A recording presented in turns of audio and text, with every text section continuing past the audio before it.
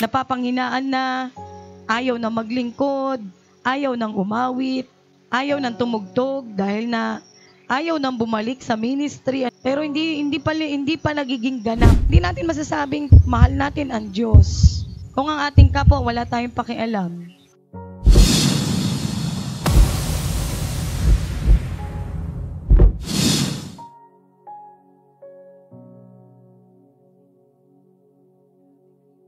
So ready na tayo, pag-ibig na pumapawi ng takot.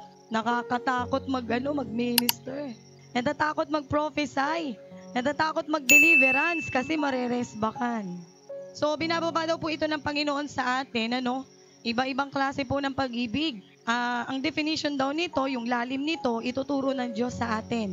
At ilalagay sa ating puso, ang pag-ibig na galing sa Panginoon. Ito po ay pumapawi ng takot. Sabihin mo nga sa katabi mo, takot ka ba kapatid? Pag-ibig ang kailangan mo. Hindi po pag-ibig sa iba-ibang iba-ibang tao.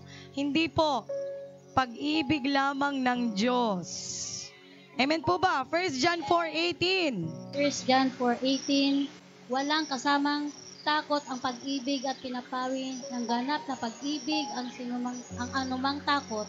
Hindi pa ganap ang pag-ibig ng sinumang natatakot sapagkat ang takot ay kaugnay ng parusa. Okay, so himayin po natin yun, Ang sinabi po doon, napapawi ng ganap na pag-ibig ang takot. So hindi tayo makapag-minister minsan kasi bakit? Tayo mismo hindi pa ganap. Yung pag-ibig ng Diyos na nasa atin, hindi pa po ganap. Ibig sabihin ng ganap, hindi pa kumpleto. Ang ating pagsunod ay hindi pa rin kumpleto. So yun po yung sinasabi na ganap. Sapagkat ang pag-ibig daw po ng Panginoon, yung galing sa Kanya, matututunan ito sa Kanya lamang. Wala pong makakapagturo sa inyo, kahit na kami na mga leaders ninyo, hindi po namin maituturo yun sa inyo. But we can show you papaano. Kaya nakikita nyo, diba, sinasabi lang namin sa mga second level na ng leaders, pagpasensyahan mo lang. Diba? Mini-mentor kayo kung papaano ang gagawin ninyo sa mga care group ninyo. Pasensyahan mo lang. Huwag ka na magsalita. May mga ganon. Tayo sa pamamagitan natin na ituturo yung pag-ibig ng Diyos. Na i-impart natin yung mga wisdom na pinagkakaloob sa atin ng Panginoon. Ito daw po ay kailangan maisapamuhay. Kasi dumadating daw po tayo sa punto na nagiging driving force ninyo ay hindi patungkol dito, kundi base na lamang sa pangangailangan. Lagi tayong nakatingin sa kailangan natin. Sarili. Ano ang kakainin? Ano ang daramtin? Ano kaya ang mabe-benefit ko? Ang pag-ibig ng Diyos ay selfless. Hindi iniisip ang sarili. Diba last week, anong sinabi ng Panginoon? Habagat awa. Ngayon naman pag-ibig. Niready muna tayo, diba? Habagat awa, kailangan maintindihan muna natin yun. So ngayon, binababa niya sa atin pag-ibig. Pumapawi sa takot. Nakakatuwa, Ang sweet ng Lord. Grabe kayo. Okay, base na lamang ito sa inyong mga ginagawa, Hindi natin masasabing mahal natin ang Diyos kung ang ating kapwa wala tayong pakialam. Okay? Kung sa care group natin, hindi natin mapagtiyagaan na turuan ng salita ng Diyos, mapakain. Hindi ho ganun ang Panginoon. Ano po? Colossians 3:14-15. Colossians 3:14-15. At higit sa lahat, taglayin ninyo ang pagmamahalan na siyang nagbubuklod sa ganap na pagkakaisa. Pagariin ninyo sa inyong puso ang kapayapaang kaloob ni Kristo, sapagkat iyan ang dahilan kung bakit kayo tinawag sa iisang katawan. Magpasalamat kayong lagi. Amen. Sa pag-ibig ng Diyos, alam niyo po, nabubuo yung pagkakaisa. Diba tayo dito, nabubuklod tayo, na-unite tayo, diba? Dahil sa pag-ibig lang natin sa Lord. Pag-ibig ng Diyos sa atin. Amen po ba? Amen. So yun lang yung nagiging driving force natin. Bakit tayo gumagawa para sa Lord? Bakit tayo nagsisimba? Bakit tayo nagki-care group?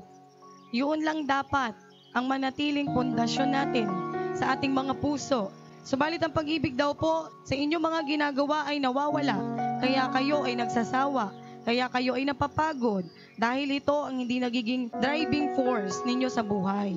So tinanong ni Dadreb kanina, anong force mo? Dapat love force. Dapat ang force natin talaga love.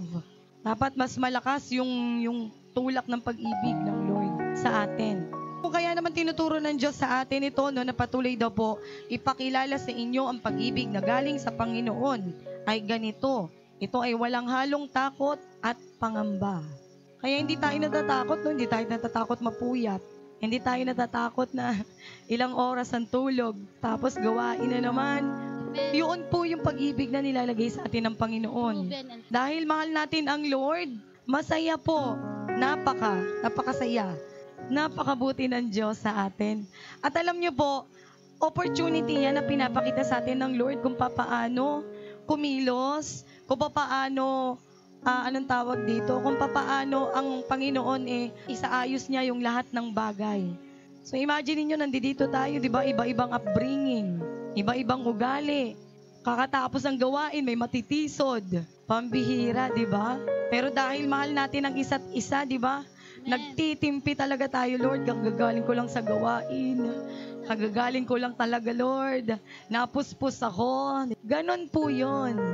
Kasi kung hindi nyo po mahal ang inyong kapwa, ang kapwa ninyo lingkod ng Diyos, kung wala pag-ibig ng Diyos sa atin, hindi nyo po yun kayang gawin.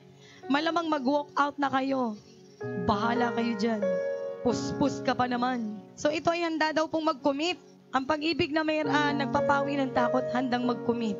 Handang i-commit ang kanyang oras, handang i-commit ang kanyang buhay. Sa pagdalo nyo pa lang dito, sa pagdi-deliverance nyo pa lang po, hindi nyo po alam, hindi nyo po namamalayan, ano? Gaya na sinasabi ni Daddy Rev. Pinatanggap mo pa lang yan sa Lord. Kinukumit mo na siya sa laban. Kasi hindi naman tatahimik si Satanas, di ba? Tumanggap kay Jesus yun. Kaya merong testing. After, may testing po niyan. Unang buga ng ng roar talaga, di ba? Nung Friday. Saturday, may testing agad. Hindi pa rin natigil hanggang kanilang madaling araw, may testing ulit. Di ba? Pero tagumpay ang Panginoon. Amen. Tagumpay sa Lord. Amen. Palakpakan niyo po ang Lord. Ganun lamang po ang pag-ibig ng Diyos. Talagang may mga kapatiran po tayo na minsan napapanghinaan na, ayaw na maglingkod, ayaw nang umawit, ayaw nang tumugtog dahil na ayaw nang bumalik sa ministry. Pero hindi pa nagiging ganap. Unawain po natin, hindi pa nagiging ganap ang pag-ibig ng Diyos sa kanila. So hintayin natin hanggang sa maging ganap. At pag naging ganap na po yun, automatic po yan ang kanilang pagsunod. Ngayon, tayo po ang duty natin, tagapagpaalala, i-encourage lang sila, paalalahanan, at i-feed sila kung ano yung kailangan na mabakbak sa kanila. Okay, 1 Corinthians 13. 1 Corinthians 13:4-7.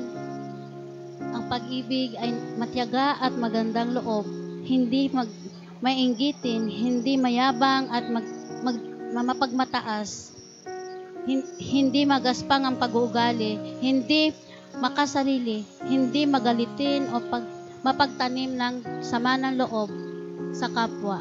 Hindi ito matutuwa sa masama, sa halip ay magagalak sa katotohanan. Ang pag-ibig ay matiisin, mapagtiwala, puno ng pag-asa, at matityaga hanggang wakas. Amen. Amen.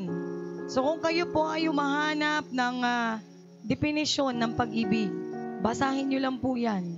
Kasi ang pag-ibig daw po, ang totoong pag-ibig ay handang tumayo at kayang manindigan, para sa katotohanan. Yan po ang katotohanan ng pag-ibig ng Diyos sa atin. Mabait, patient, hindi mayabang, hindi arrogante, hindi rude, hindi siya po nagpipilit ng kanyang sariling gawa, hindi irritable. Pag yaan po, wala na sa inyo, wala na pong pag-ibig. Kasi yan ang definisyon ng pag-ibig sa Lord.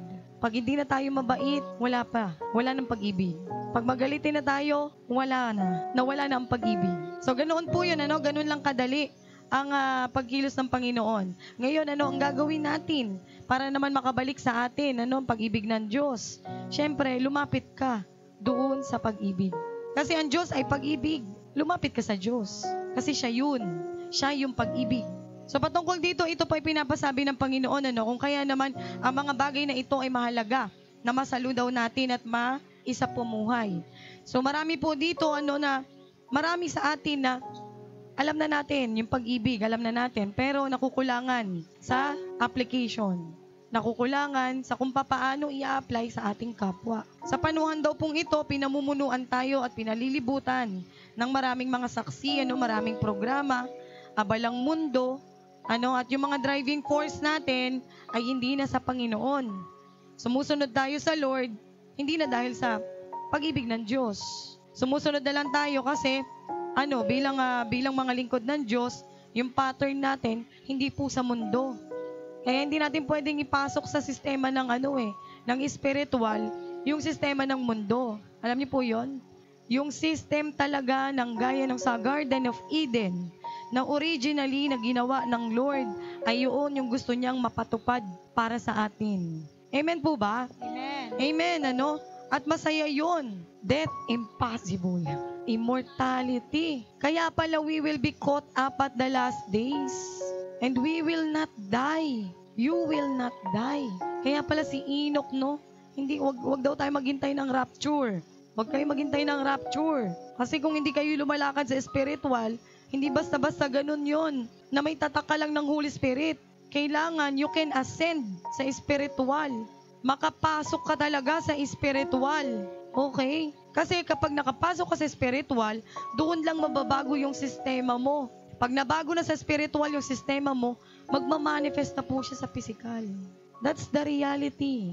Kaya nga sinasabi ng Lord, di ba? Die in our flesh. Mamatay sa flesh talaga.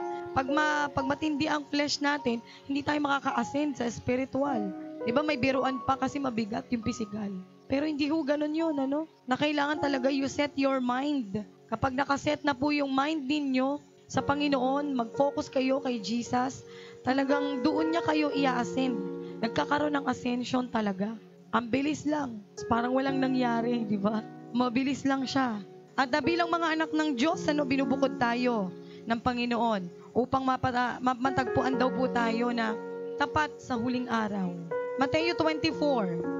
Mateo 24:13, ngunit ang mananatiling tapat hanggang wakas ang siyang maliligtas. Sumahalaga rin sa Lord yung katapatan po natin, Kung kayo ay tapat sa inyong mga mahal sa buhay, sa Lord ganun din. Kasi po, kapag may testing yung iba, nawawala na yung katapatan. Nawawala yung faith. At yung pagkilos ng Lord sa atin ay by glory na. Hindi natin magagawa lahat ito by grace, by glory, by Holy Spirit. Hindi natin ito lahat magagawa by faith. Lahat ng ito hindi natin makakayanan. Yung ministry po natin na to, hindi natin siya kayang itatag. Hindi ito maitatayo ng ganun-ganun lang. Diba? Sa titigas ng ulo natin, sa kukulit natin, sino po ang magtsatsaga? Pero ang Panginoon, nandoon palagi ang kanyang pagtsatsaga sa atin. Kaya kung magpapadala daw po tayo sa agos o daloy ng mundo, mahihirapan tayo. Lagi tayo mag-i-struggle. Kaya yung iba bumabagsak, nanlalamig. At nakakatuwa kasi yung prayer natin na mag-unite yung mga churches, ayan na, nag-uumpisa na po. Diba? From Tumana. And I believe na yan din ang prayer ng ibang mga churches. Diba? Kasi one spirit lang naman yan. Kung ibinabasa atin ng Panginoon, kaisa tayo ng ibang mga churches na nananalangin din na ma-unite. At ma-unite lamang po ang mga churches na yan sa pamamagitan ng pag-ibig ng Diyos. Grabe yung ginagawa ng Lord, di ba? I remember, sinabi ng Panginoon yun last year, na magpapadala siya ng mga dayuhan. Sa Isaiah yun Magpapadala siya ng mga dayuhan. Aralin-aralin, titik-titik, letra-letra. Kaya mag-aaral talaga tayo. Di ba hindi natin kailangan magpondo, Imaginein mo na i-equip yung body of Christ dito sa Pilipinas ng yung pondo natin pagkain at pamasahe lang. Sila yung nagpopondo. Biyaya ng Lord, di ba? From evangelist kay Kumuyi, from apostle, sino si Catherine, at ngayon naman pastor prophet. Ang lulupit nyo. Hindi nyo ba alam yon? Yan, sunod naman prophet. Pray natin yon, okay? So, hanggang sa ma-equip talaga yung body of Christ. Binibilang ko yon, Lord. May nag-ano na dito, may nagturo na ng evangelist. May nagturo na ng apostle. Diba? May nagturo na ng pastor. Sino, Lord, ang susunod? So, yun ay biyaya ng Lord sa atin. Kailangan nakikita nyo po yun. Yung mga pagkilos ng Lord na ganyan, kilos ng Panginoon na ganyan, akala lang natin, okay, masaya. Ano tayo doon, worship. Pero hindi natin alam yung malaking ginagawa ng Lord. At bakit napakahirap ng Pasay na yan, pambihirang laban sa Pasay. Double dragon. Bakit sa Pasay talaga? Doon pala gaganapin ang malalaking gawain ng Diyos. So hindi tayo babagsak. Dumanas man po tayo ng struggle, ngunit sa pamamagitan ng pag-ibig ng Diyos ay hindi natin mararanasan yan. Madadapa man tayo, ngunit hindi tayo susubsob. Muli at muli, babangon tayo. Patungkol dito, meron pong binababang mensahe ng Panginoon na malalim nating mensahe ng Lord talaga sa pag-ibig niya ay masalo talaga natin. Pinapalalim pa tayo ng Panginoon lalo. Mas lalo pa tayong pinapalalim ng Panginoon about sa love niya. Kasi hindi natin masukat. Para daw po sa puntong ito, tayo ay maisagawa natin yung pag-ibig ng Diyos. At patungkol pa sa mga binababa ng Lord, mahalaga na masalo ng bawat isa at maisapamuhay. Ang pag-ibig lamang po ang pundasyon. So si God lang. Okay? Ang Diyos lamang po ang faithful.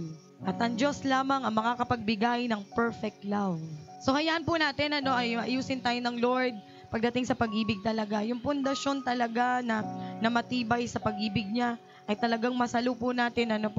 At yung mga pangunawa daw po natin na mali, at yung mga pagsalo natin ng pag-ibig na mali yung mga definitions natin, mahihirapan daw po tayong mai-apply kapag ganoon yung ginawa natin, at maibaba sa atin yung tunay na mensahe niya sa pag-ibig niya.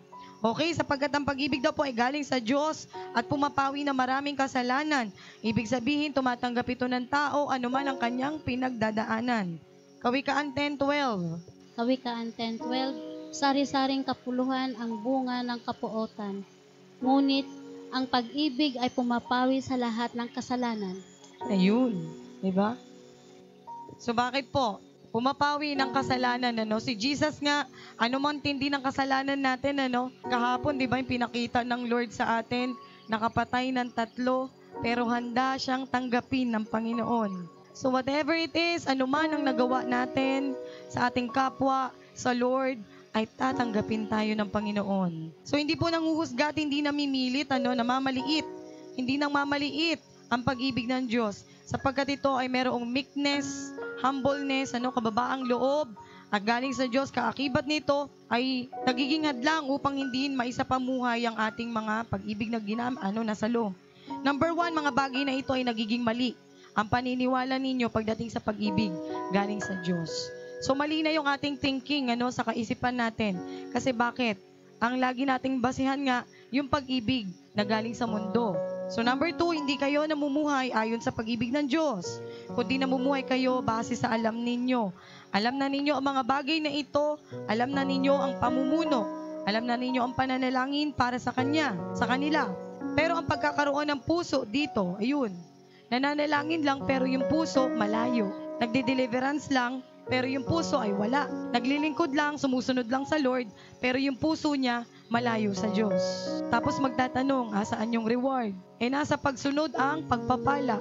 Akala nyo yung pag-church ninyo dito ng every Sunday, naglilingkod na kayo. Hindi pa po. Hindi pa po yun paglilingkod. Ang tunay na paglilingkod po, pagde-disciple. Win soul and make disciple. Kasi kapag kayo po ay nag-disciple, doon nyo mauunawaan, doon lalalim yung pag-ibig ninyo sa Lord at yung pag-ibig ng Diyos, makikita ninyo kung papaano niya kayo inibig. Kasi yun din yung i-apply ninyo sa inyong mga disciple. Kasi bakit? Yung i-disciple mo, malamang kaparehas mo ng pinagdaanan. Kaya makikita mo, ganito pala yung hirap ng leader ko dati. Ganito pala yung hirap ng leader ko kasi ang kulit ko pala. Kaya magpakabait na po tayong lahat. Magpakabait na tayong lahat para sa ganon, yung ibibigay sa atin ng Lord, mabait na. Tama po ba? Amen. So, hindi daw tayo namumuhay ayon sa pag-ibig ng Diyos, base lamang sa ating nalalaman. Isaiah 16:5. Isaiah 16:5, at dahil sa wagas na pag-ibig, itatatag ang isang trono, at uupo doon ng isang mahahatol ng tapat. Magmumula siya sa angkan ni David, isang tagapamahalang makatarungan at mabilis sa paggawa ng matuwid. Dahil ang pag-ibig daw po na galing sa Diyos ay nagiging connection natin Ano po, ang nagiging pundasyon nito, kaya kayo nakakatagal sa inyong mga ginagawa. Hindi tayo makakatagal doon sa gawain na yon na 2 araw, na puro awitan lang. Subukan nyo pong umawit sa mundo ng ganong araw, 2 days. Magro-roar ka ng 2 days, iba wala po, hindi nyo kakayanin. Tapos uuwi ka ng hating gabi, may service ng umaga, hindi nyo kakayanin yun. Pero dahil sa pag-ibig ng Diyos, di ba, nalaman natin, yung mga natutunan natin, lumalakas, talagang napipurify yung ating damdamin sa Panginoon. Ano po, nakatingin daw tayo sa partial o sa carnal. Ang carnality na nakikita ninyo, hindi ang katotohanan. Dito kaya laging binabalik kayo ng Panginoon sa espiritual. Laging pinapaalala sa inyo na kayo ay lumakad sa espiritu. Lumakad na po tayo sa espiritu. So, yung iba po nakakalalim sa espiritual, pero ang iba daw po sa atin nakakalimot. Nakukuha natin yung kalaliman ng pag-ibig ng Diyos. Pero yung iba naman ay nakakalimot. Pagdating ng andyan na yung testing, At yun ang ginagawa ng Panginoon sa atin, binabalik tayong muli sa presensya niya. Kaya siya nagpapadala ng mga ganyan, mga man of God, kasi sa kanila binaba yun yung realms. So tayo, para ma-ignite tayo, kailangan masalo din natin. Yung anointing po na yun, masalo natin. So itinuturo sa atin ng Panginoon na to, mga bagay na to, pamamaraan. Number 1, sinisimulan ito ng Panginoon sa praktikalidad sa inyong buhay. Ito ang sa inyong pamumuhay. So tandaan nyo po, magkakonekta lang yan. Spiritual at saka physical. Kung nakuha nyo na yung pag-ibig ng Diyos sa spiritual, kailangan ma-practice nyo po siya sa physical. Kailangan maipakita nyo siya sa physical. Okay, number 2, kung paano ninyo ito saluhin. Paano po ba dapat sumalo? Diba dapat wala kang hawak, wala kang grudges, empty. Kaya doon po nagkakaiba-iba ang mga Kristiyano. Yung mga differences natin bilang mga Kristiyano, kasi yung iba, marami pang isinasa isip. Binibigay na ng Lord, ayaw pang bitawan. Hindi tuloy ma-fill in ng Lord. So ang gusto ng Panginoon sa atin, new wine. Ngayon, pag binigyan ka ng bagong alak, di ba? Subukan niyo po yung grape juice natin. Grape juice nung nakaraan. Ipainom sa inyo ngayon. Gusto niyo po ba? Hindi na, di ba? Kaya nga sa Lord, they are new every morning. Bago lagi.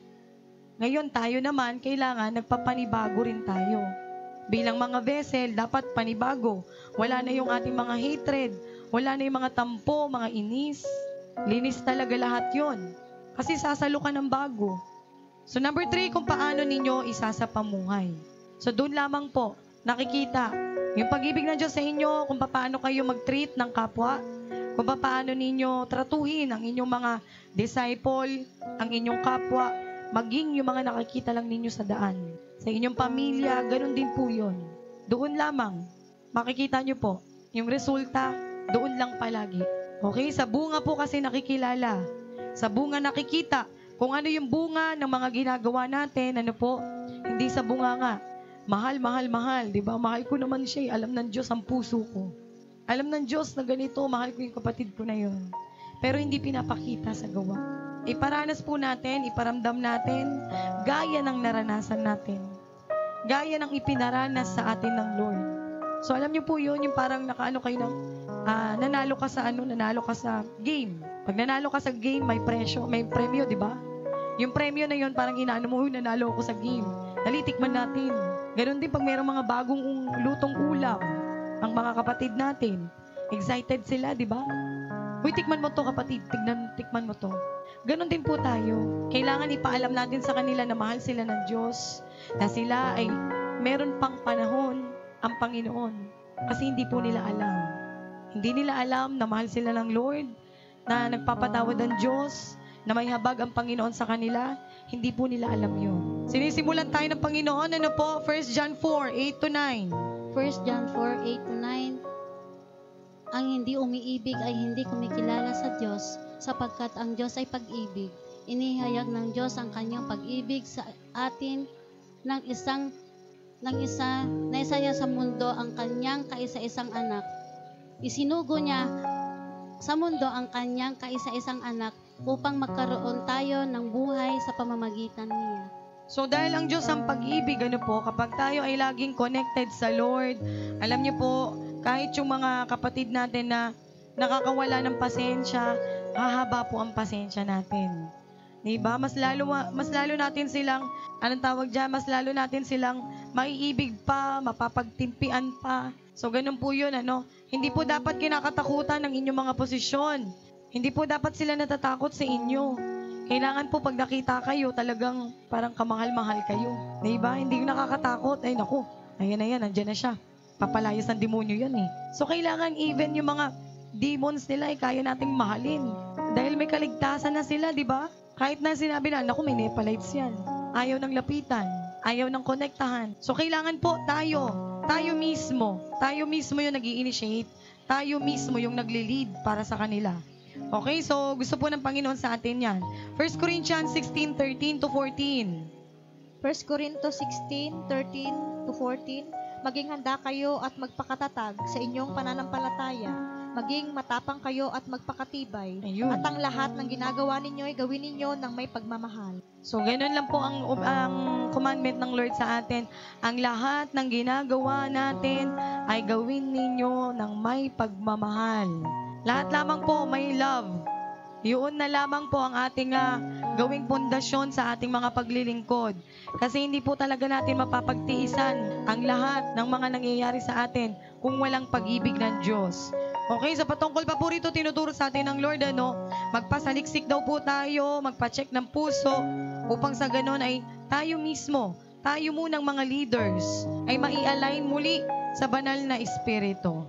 So palagi po tayo magpa-check, magpalinis, magpasiyasat ng puso sa ating Panginoon. So ngayong linggo daw po, ang anointing na ipagkakaloob sa atin ng Lord, syempre, ang anointing ng love.